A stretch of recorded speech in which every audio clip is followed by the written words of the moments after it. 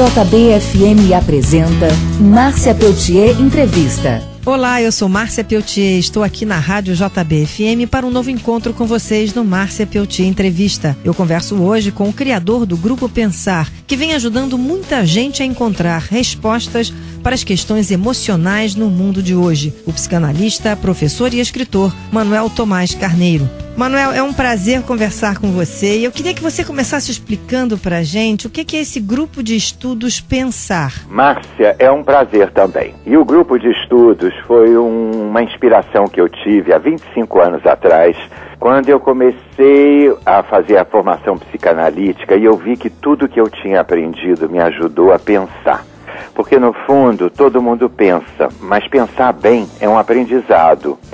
Para que nós possamos, por exemplo, ter um gesto apropriado na vida, porque cada situação da vida exige um traço nosso. Nós queremos viver as situações com a mesma maneira de ser. É mais ou menos se vestir. Para cada contexto que você vai, você se veste de alguma coisa para se ficar adequado.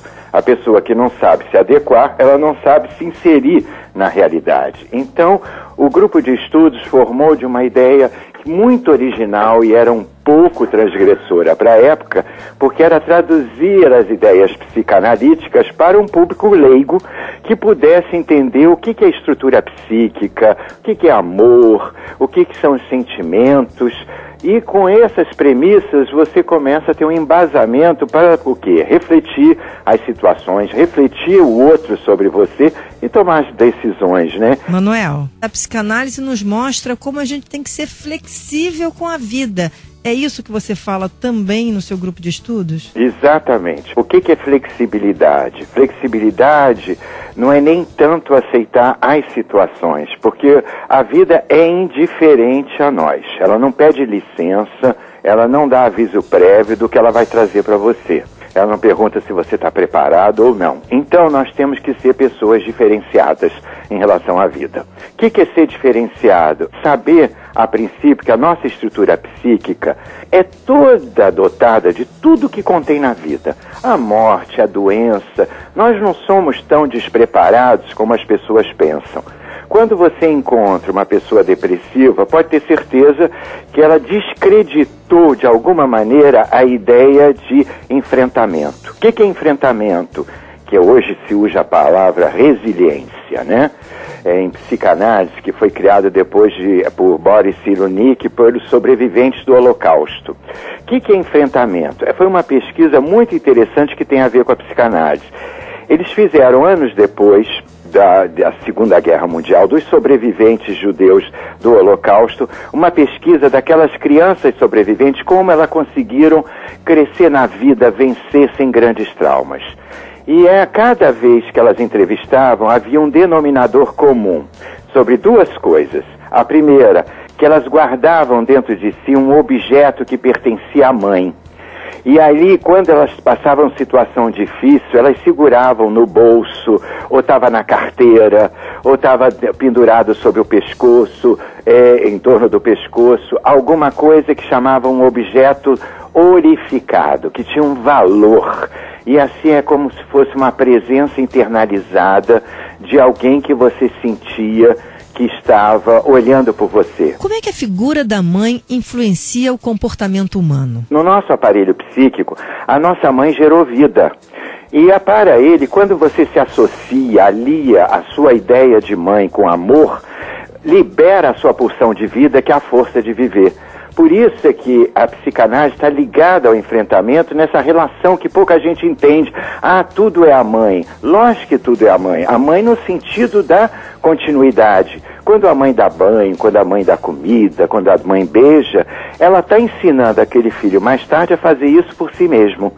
E isso, quando ela desaparece, fica internalizado dentro do filho como uma forma de se preservar. O amor dela, ele se apropria e se torna um amor próprio que ele vai enfrentar a vida. Qual a importância, então, da figura do pai?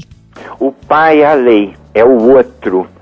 Quando o pai chega, ele não é mais essa fusão, porque nós somos a mãe, porque viemos de dentro dela.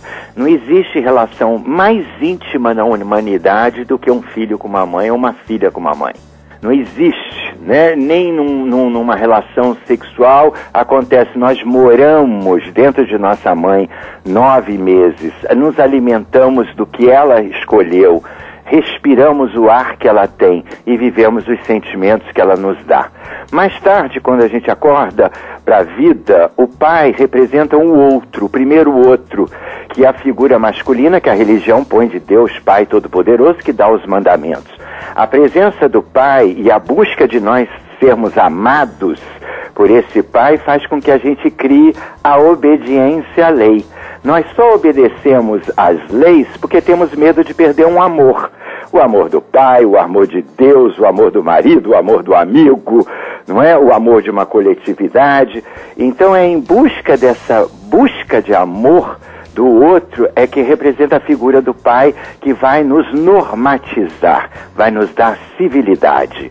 O que nós vivemos na sociedade de hoje é uma psicose, a ausência de moral, né? Uma falta de uma figura líder masculina, seja feminina, mas com uma ideia masculina, que nós possamos prestar uma obediência.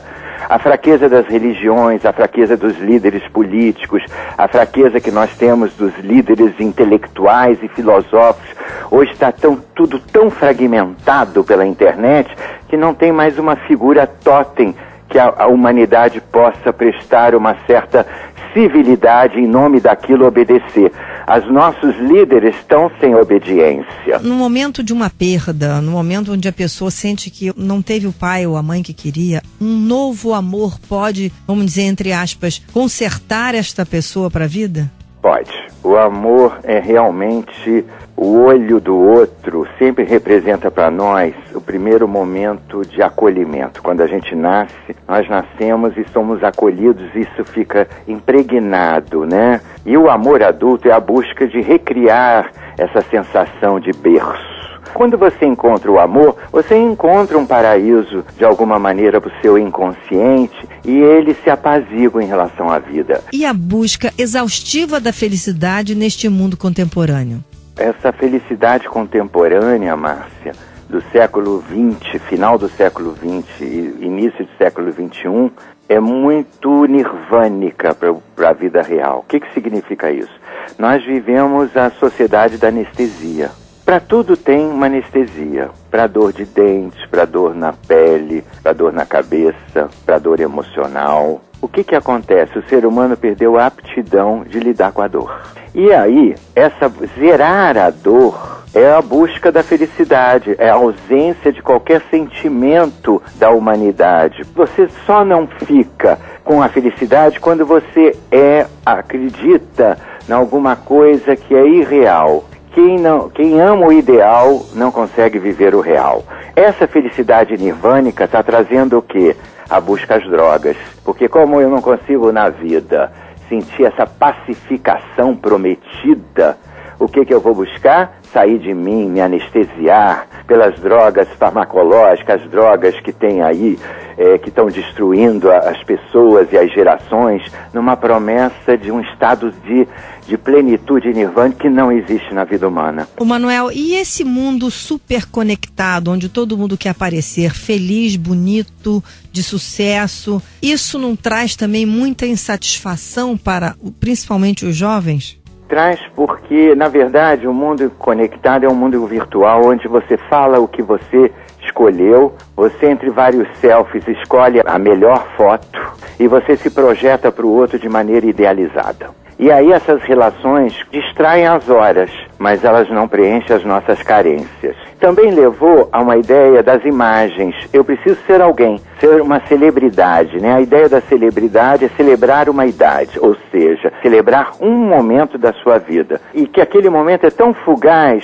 porque você pode não existir antes e nem depois. Manuel, olha, foi um prazer enorme conversar com você. Muito obrigado. Adorei a nossa entrevista. E vamos repetir, hein? Obrigado, Márcia. Obrigado. Foi um prazer também. Um prazer enorme falar com você, querido. Amém. Um beijo grande. Outro.